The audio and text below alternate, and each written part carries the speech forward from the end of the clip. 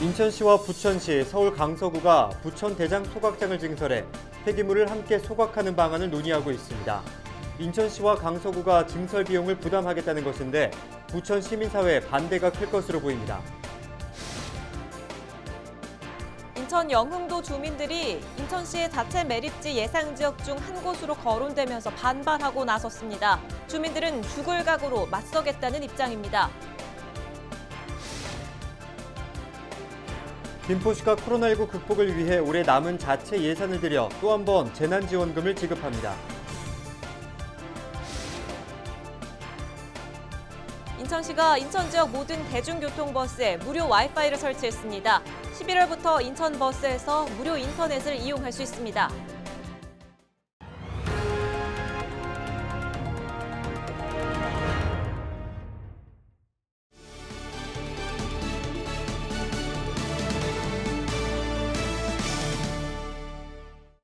여러분 안녕하십니까? 헬로티비 뉴스입니다. 인천 계양 등을 중심으로 쓰레기 소각장 논란이 이어지고 있는 가운데 인천시와 부천시가 이번에는 부천 대장동에 대규모 소각장을 추진하는 방안을 검토하고 있습니다. 인천 일부 지역을 비롯해 서울 강서구 쓰레기까지 부천으로 향한다는 내용인데 구체화될 경우 부천 시민들의 거센 반발이 예상됩니다. 이정하 기자가 보도합니다. 인천시와 부천시, 서울 강서구가 인천과 서울 일부 지역에서 발생한 폐기물을 부천에서 처리하는 방안을 논의 중입니다. 현재는 하루 300톤 규모의 쓰레기를 처리하는 부천 대장 소각장. 앞으로 최대 3배까지 확대해 인근 지역의 쓰레기를 받는다는 계획입니다. 지난해부터 인천에서 논란이 됐던 소각장 신설 문제.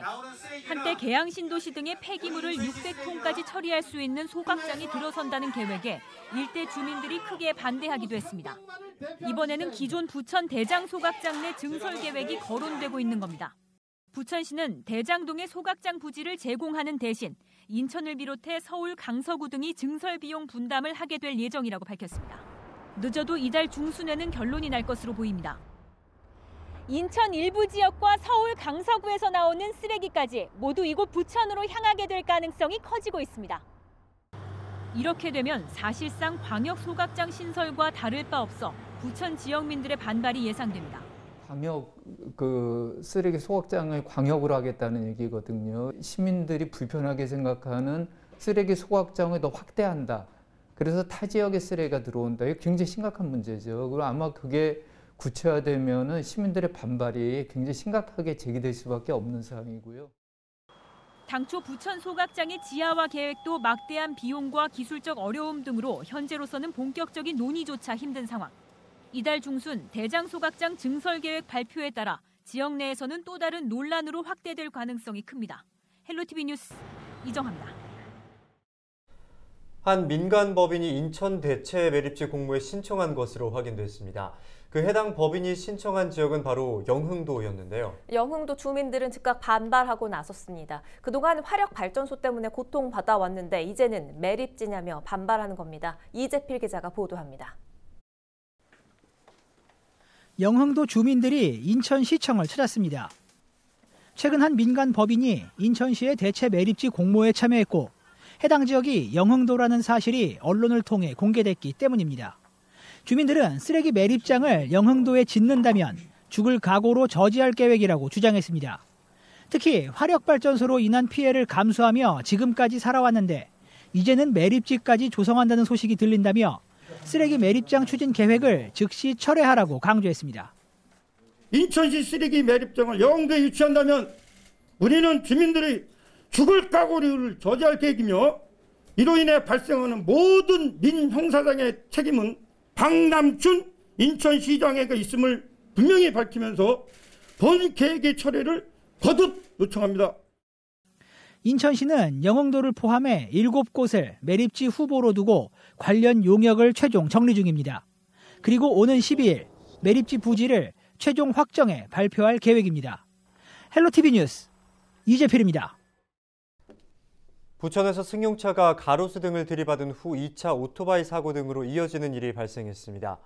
부천 원미경찰서는 지난 1일 오전 6시 50분쯤 춘희동 까치울역 인근 도로에서 30대 남성 A씨가 몰던 승용차가 가로수와 가로 등을 들이받는 사고가 발생했다고 밝혔습니다. 이 사고로 A씨가 병원으로 옮겨졌지만 숨졌고 40대 남성 B씨가 쓰러진 가로등을 오토바이로 들이받아 치료 중에 있습니다. 경찰과 소방당국은 A씨의 음주 여부와 자세한 사고 경위 등을 추가로 조사하고 있습니다.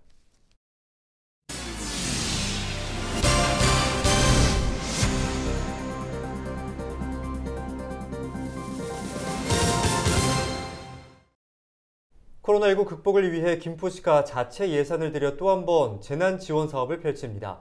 이번 지원에서는 교육비나 위로금처럼 특정 대상이 받을 수 있는 지원금뿐만 아니라 서비스 성격을 띤 지원도 포함됐는데요. 김포시의 2차 재난지원 사업 어떤 것들이 있는지 취재기자와 짚어보겠습니다. 이세진 기자, 김포시의 2차 재난지원 사업 지난 1차 때와 비교했을 때 어떤 점이 달라지는 겁니까? 네, 김포시는 코로나19 확산세가 두드러졌던 지난 4월부터 재난 지원 사업을 추진해 왔습니다. 상반기 사업을 1차 지원 사업으로 보면요. 당시에는 김포 시민이라면 누구나 받는 재난 기본소득과 소상공인을 위한 경영 안정자금을 중심으로 지원이 이뤄졌습니다. 거의 모든 시민을 대상으로 지원금이 지급이 되다 보니 예산 규모도 상당했는데요. 총 규모만 623억 원이었습니다. 1차 사업에 비하면 작은 규모이지만 이번 2차 지원 사업 예산도 결코 적지는 않은 규모입니다. 김포시는 이번 2차 재난 지원 사업을 위해 40억 원 정도의 예산을 마련을 했는데요. 네. 당초 마련한 예산 가운데 코로나 여파로 사업을 추진하지 못하고 남은 예산이 있습니다. 이런 미집행액과 예비비를 활용해서 마련을 한 겁니다. 올해 김포시 전체 살림살이 규모가 1조 4천억 원 수준이라는 걸 보면 두 번의 지원 규모는 상당히 큰 규모라고 볼 수가 있습니다. 1차 때도 김포시 예산을 탈탈 털었다 이런 이야기까지 나올 정도였는데 이번에도 역시 마찬가지라고 볼 수 있겠습니다. 다만 규모가 1차 때보다 적기 때문에 2차 사업은 대부분 지원 대상자가 특정이 돼 있습니다. 또 불특정 시민들을 위해서는 서비스 차원의 지원을 계획하기도 했습니다. 네, 이제 내용을 조금 더 자세하게 짚어보겠습니다. 어떤 사업들이 있습니까? 네, 저희가 크게 세 가지로 한번 정리를 해봤습니다. 먼저 이번 사업에서 눈에 띄는 게 교육 분야에 대한 지원입니다. 네. 김포시는 고교 무상교육에서 제외가 된 12개 학교 고1 학생의 교육비 일부를 지원을 합니다. 3,400명 정도가 지급 대상인데요. 구체적으로는 3, 4분기 교육비 가운데 학교 운영비 7만 5천 원씩을 지원을 하는 거고요. 이달 중에 지급할 예정입니다. 또 한 가지는 아이들이 원격 수업을 하면서 쓰지 못한 예산이 있습니다. 바로 학교 급식 예산인데요. 네. 쓰지 못한 급식 예산은 학생들이 친환경 식재료를 먹을 수 있도록 1인당 4만 원씩 교환권을 지급하는 것으로 정리를 했습니다. 로컬푸드 직매장 5곳에서 사용 가능한 급식 재료 교환권이고요. 김포에서 유치원이나 초등학교, 중학교나 고등학교, 특수학교를 다니는 학생이라면 모두가 지급 대상입니다. 이것도 이달 안에 지급이 될 예정입니다. 네, 교육 분야에 대한 지원 첫 번째였고요. 두 번째 지원 사업은 어떤 거죠? 네, 두 번째는 소상공인을 위한 혜택입니다. 코로나19 확진자가 방문한 상가의 경우 방역 차원에서 시 홈페이지에 이름을 공개하는 경우가 있었는데요. 시민들이 방문을 꺼리면서 이 업체들의 수입이 타격을 좀 입는 경우들이 있었습니다. 네. 이들에게 그래서 경영 안정 지원금 200만 원을 지급하기로 한 건데요. 또 한 가지는 코로나19 여파가 길어지면서 외상 거래가 늘어난 중소기업들을 위한 혜택도 있습니다. 김포시는 영세 중소기업 50곳을 대상으로 미수금의 최대 80%를 보상받을 수 있도록 매출채권 보험료를 지원을 합니다. 여기서 영세 중소기업이라는 건 단기 매출액 30억 원 미만의 영세 사업장입니다. 또 1차 재난지원 때 전 시민을 대상으로 상하수도 요금을 감면해주는 그런 재난지원 사업을 펼치기도 했었는데 당시 김포 골드밸리 내의 입주민과 공장은 여기서 제외가 됐었습니다. 그런데 이번에는 이들을 위해서 오폐수 처리시설 사용료를 11월 그리고 12월 2달 동안 전액 감면해주기로 했습니다. 네, 초반에 모든 시민을 위한 서비스 차원의 지원도 있다 이렇게 말씀을 해주셨는데요. 그렇다면 마지막 지원은 이것과 관계가 좀 있습니까? 네, 맞습니다. 마지막은 서비스 차원의 혜택이라고 볼 수 있을 것 같은데요. 바로 공영주차장 요금을 감면해주는 겁니다. 네. 김포에 있는 공영주차장 40곳을 이용한다면 최초 1시간은 무료로 이용할 수 있게 한 건데요. 이달부터 내년 1월까지 3개월 동안 혜택을 받을 수가 있습니다. 물론 최초 1시간만 무료니까 그 이후부터는 정상 요금이 책정이 됩니다. 예. 이건 지역경제 활성화 측면에서 또 코로나19 극복에 동참하자는 시민 응원 차원에서 마련한 사업이라고 하고요. 이와 더불어서 코로나19 감염 확산의 주범으로 꼽히기도 했던 종교시설을 위한 지원도 있습니다. 앞으로 더 철저히 감염 확산을 막는 데 앞장서달라는 의미로 모든 종교시설의 마스크와 살균제, 손세정제까지 25만 원 상당의 방역 물품을 지원을 합니다. 김포 지역 내 종교시설이 500곳 정도가 된다고 하니 이것도 상당한 규모의 지원이라고 볼 수 있겠는데요. 다만 이번 지원은 종교시설들에게 따로 신청을 받아서 지급을 하는데 방역 지침을 준수하는 시설만 해당이 된다고 하니 지원을 받을 수 있는 시설이 한정될 수는 있겠습니다. 2차 지원 사업의 경우는 대부분 대상자가 특정돼 있으니까 아무래도 혼란이 좀 덜할 것 같은데요. 많은 예산을 들여서 지원에 나서는 만큼 유용하게 쓰이는지 좀 지켜봐야겠습니다. 이세진 기자였습니다.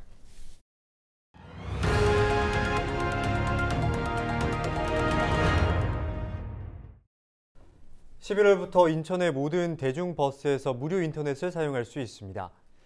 인천시는 인천 지역 모든 대중교통버스에 무료 와이파이를 설치했는데요. 인천시는 공공 와이파이 구축을 인천형 뉴딜 과제 중 하나로 정하고 추진 중에 있습니다. 내년 말까지 행정복지센터와 버스 정류장 등 공공장소 6,300여 곳에 공공 와이파이를 설치할 계획인데요. 김경아 인천시 정보화 담당관은 대중교통과 공공시설에서 누구나 요금 부담 없이 데이터를 사용할 수 있도록 공공 와이파이를 더욱 확대해 나가겠다고 말했습니다. 신용도가 낮은 서민과 영세상인 등 급전이 필요한 이들을 노린 불법 대부업자들이 무더기로 적발됐습니다. 연 4,000%에 가까운 이자를 받는가 하면 피해자의 금융계좌를 대부업 상환에 이용하는 등 지능적인 수법을 통해 불법 행위를 일삼았습니다. 조희정 기자가 보도합니다. 경기도 공정특별사법경찰단 수사관이 불법 대부업자를 대상으로 현장 수사를 진행합니다. 경기도 공정특별사법경찰단에서 대부업 혐의로 압수수색 영장 집행을 하겠습니다. 수사 결과 수백 장의 대출 광고 전단지에 일수도장, 통장까지 있습니다.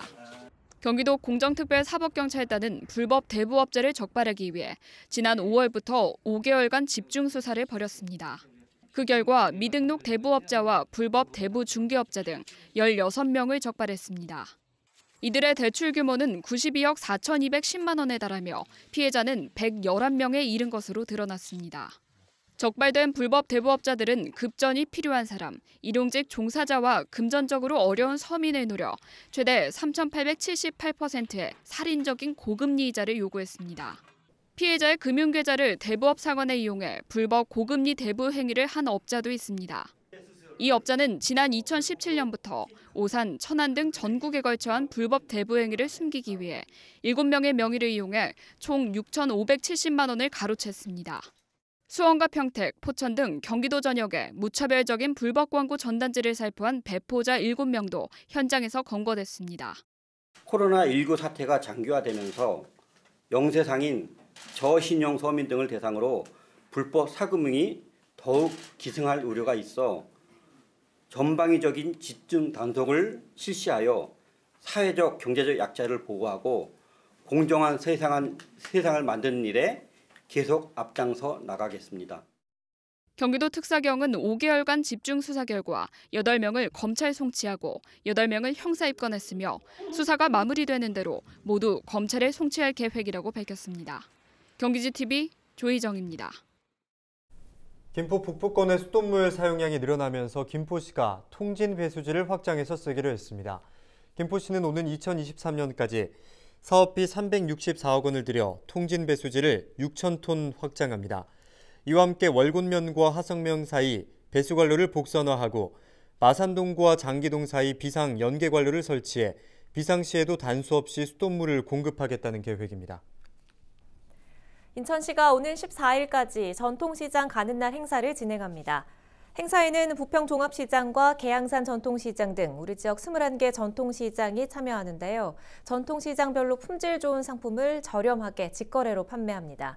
특히 십정 종합시장 등 9개 시장에서는 일정 금액 이상 인천 이음카드 사용 시 온누리 상품권을 증정하는데요. 성하영 인천시 소상공인 정책과장은 전통시장에서 인천 이음을 이용할 경우 더 많은 혜택을 받을 수 있다며 시민분들께서 전통시장과 인천 이음을 애용해 주시기 바란다고 말했습니다.